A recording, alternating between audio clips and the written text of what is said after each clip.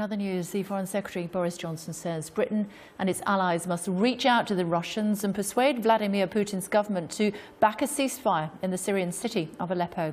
It comes as a video has emerged of a young Syrian boy who appears to have been the victim of an alleged chemical attack on Friday.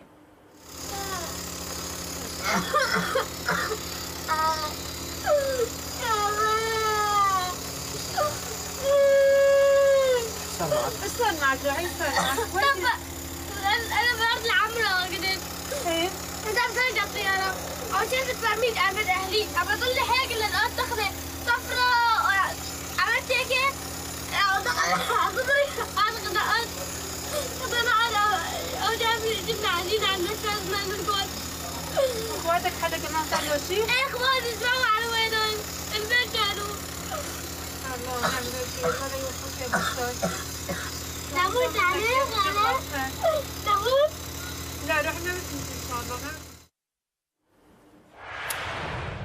Joining us now from Amman in Jordan is UNICEF's Regional Director, Geet Kabulari. Hello to you, Geet.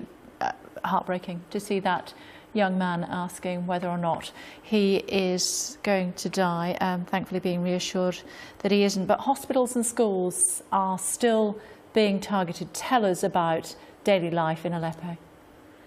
It's more than heartbreaking. I think there are no words anymore to tell the world the suffering of millions of children in Syria. Children are indeed we have 8.5 million children. Let us maybe start with the basics, of which more than 6 million are facing today inside Syria acute humanitarian needs.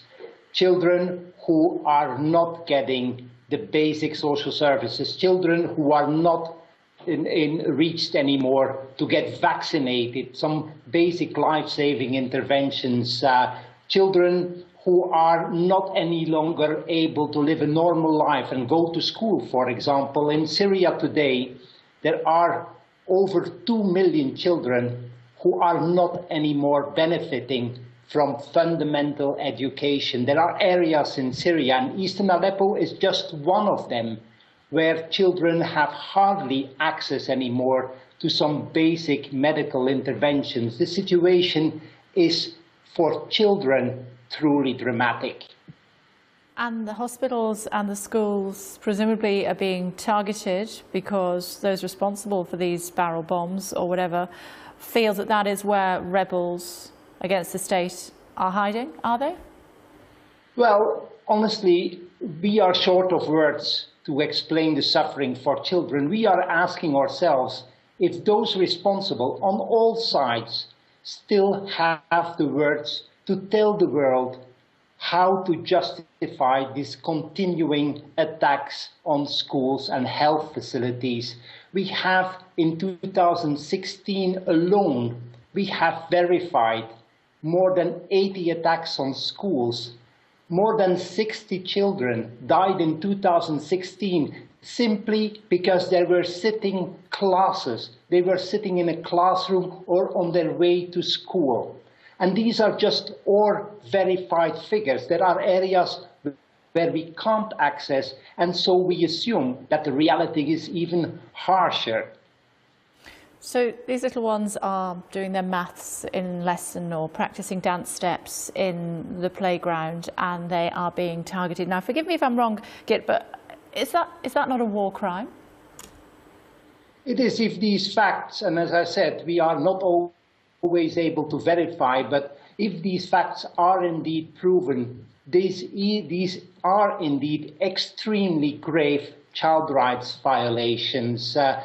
They are indeed, these are war crimes, and there is no single justification, there is no single reason why children should continue suffering, should continue undergoing this. Geert, thank you very much indeed for talking to us here on Sky News. So this little man, he had been playing out, he saw the planes come, he saw yellow smoke, and then he was in hospital. He didn't know where his brothers and sisters were. This is what he said in his own words.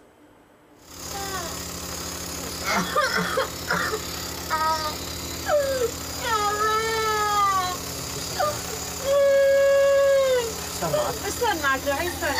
طب انا برد العمرة قدرت. ايه؟ انت بترجع الطيارة. او شافت برميل اعمل اهلي. ابى اضل حاجة للقط تاخذ صفراء.